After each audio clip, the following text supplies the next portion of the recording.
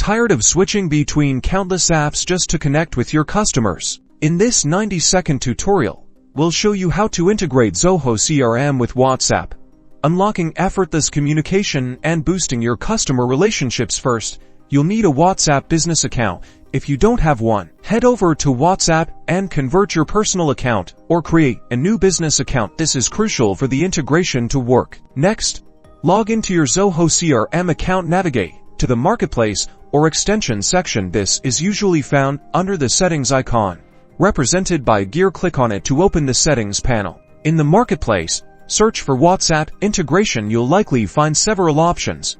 Choose the one that best suits your business needs. Look for integrations that offer features like automated messages and two-way communication. Once you've found your preferred WhatsApp integration, click the Install button. Follow the on-screen instructions to grant the integration access to your Zoho CRM data and your WhatsApp business account. You'll probably be prompted to connect your WhatsApp business account using an API key or by logging in directly. Make sure to follow the integration provider's instructions carefully to ensure a successful connection. This typically involves entering your phone number and verifying it. After successful installation and configuration, you should see a WhatsApp chat icon or button within your Zoho CRM contact records. This allows you to initiate conversations with your contacts directly from their CRM profile. Now, explore the automation features. Many integrations allow you to set up automated messages triggered by specific actions in Zoho CRM, such as sending a welcome message to new leads or follow-up reminders. Congratulations!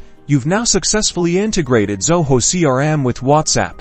Enjoy streamlined communication, automated messaging, and happier customers. Don't forget to like and subscribe for more helpful Zoho CRM tips and tricks.